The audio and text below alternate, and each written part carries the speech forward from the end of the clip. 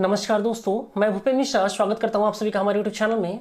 दोस्तों, Chhattisgarh state power holding company limited के अंतर्गत जेई का पोस्ट बहुत सारा आया हुआ है, साथ ही साथ डाटा एंट्री ऑपरेटर का पोस्ट बहुत सारा आया हुआ है। देखिए, इसमें बहुत सारे लोगों को बहुत सारा भ्रम था। पहले मैं भ्रम को दूर कर दूंगा, उसके बाद आप सभी इसका तैयारी कैसे कर सकते हैं ये सारी चीज़ों को बताऊंगा।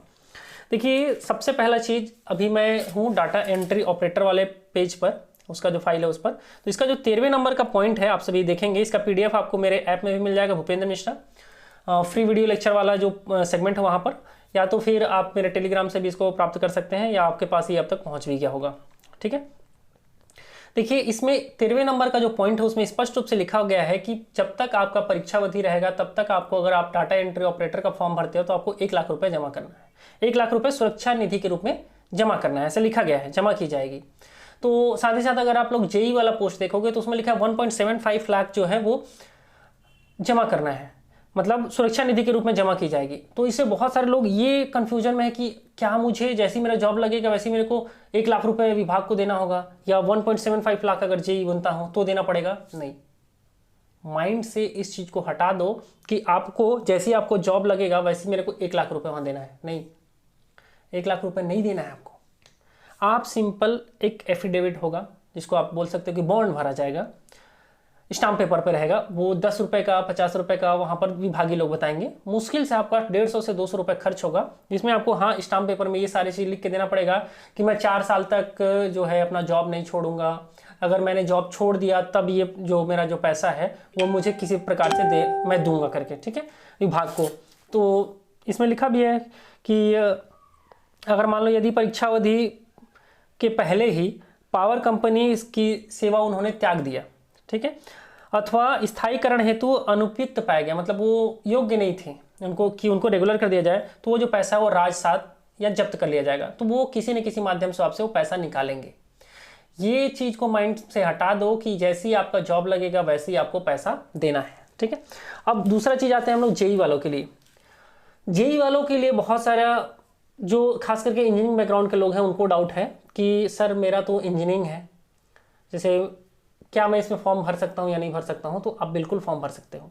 वहाँ पर मिनिमम क्वालिफिकेशन लिखा है त्रिवर्षीय डिप्लोमा, ठीक है, या जिसको अपन लोग पॉलिटेक्निक बोलते हैं।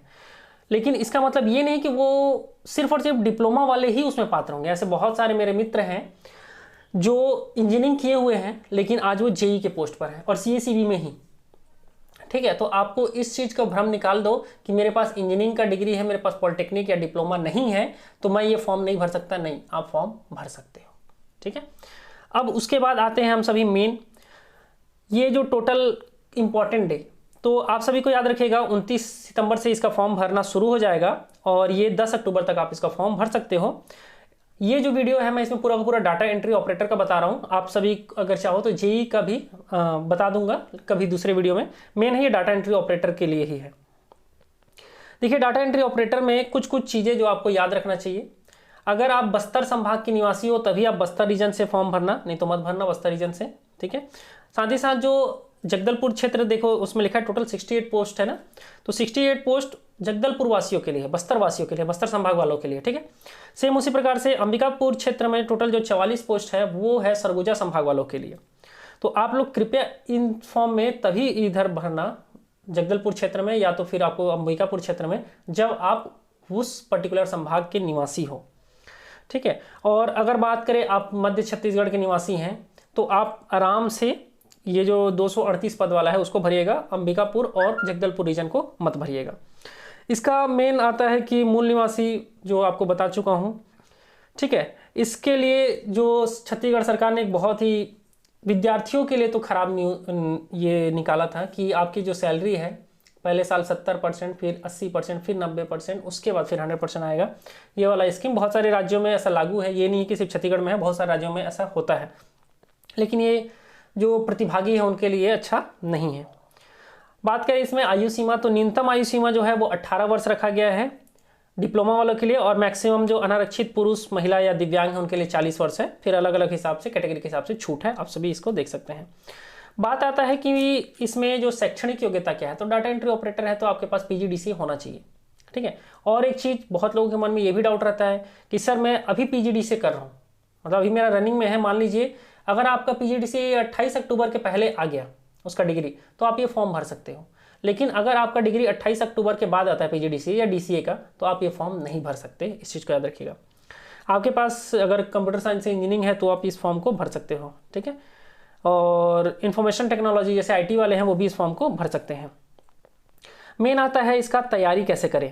देखो इसका तैयारी अगर आप सभी देखोगे तो इसका सिलेबस देखो क्या है। सामान्य ज्ञान है 25 नंबर का, कंप्यूटर का ज्ञान है 15 नंबर का, 15 नंबर का रीजनिंग है, 15 नंबर का मैथ्स है, हिंदी है 20 नंबर का और इंग्लिश है आपका 10 नंबर का।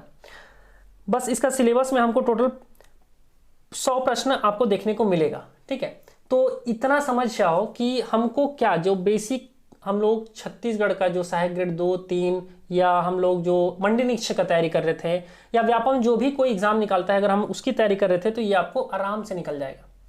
हमारे ऐप भूपेंद्र मिश्रा में आपको गौरव सर का पूरा मैथ्स का वीडियो 1499 में मिल जाएगा। अगर आप मैथ्स और रीजनिंग बस तैयारी करना चाहते हो तो, अगर आप पूरा का पूरा सब्जेक्ट का तैयारी करना चाहते हो तो आपको मात्र और मात्र 2999 रुपये में। देखो आप सिर्फ और सिर्फ डाटा एंट्री ऑपरेटर लेके मत चलो, आप फोकस करो व्यापम अभी बहुत सारा एग्जाम लेगा उसको फोकस करो, ठीक है। तो आप सीधा सीधा व्यापम की तैयारी करो। जो बंदा व्यापम की तैयारी करेगा उसका ये एग्जाम गारंटी निकल जाएगा।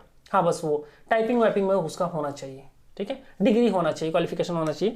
तो अगर आप सभी इसका तैयारी करना चाहते हो तो जो व्यापम और एसआई वाला हम लोगों का जो पैकेज है, क्योंकि हम लोग उसको सिर्फ और सिर्फ एसआई में जो कम लेवल का आता है उस पर बस फोकस नहीं किया, पूरा का पूरा डिटेल में हम लोग पढ़ा रहे हैं। तो आप लोग अगर उसको पढ़ना चाहते हैं तो हमारा जो कोर्स है 2999 वाला उसको खरीद सकते हैं। और मैं बता रहा हूँ वो इस पोस्ट के लिए तो सफिशियंट होगा। अब मैं ये नहीं कर रहा हूँ कि हर एक पोस्ट के लिए अलग अलग से कोर्स लॉन्च कर दिए, नहीं भैया, टॉपिक वही है, सिलेबस वही है, सब कुछ वही है। तब उसको लिए हमको अलग से कोर्स पढ़ने के, अलग से कोर्स बनाने का कोई जरूरत नहीं है। आप इसमें जुड़ करके उसको पूरा का पूरा अच्छे से तैयारी कर सकते हो, ठीक है।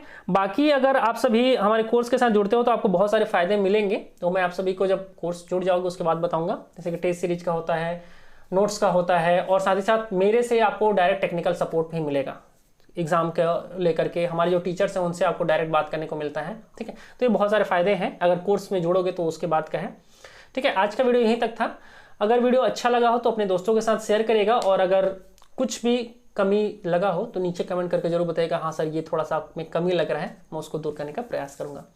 वीडियो को अंत तक देखने के लिए बहुत बहुत धन्यवाद। Thank you.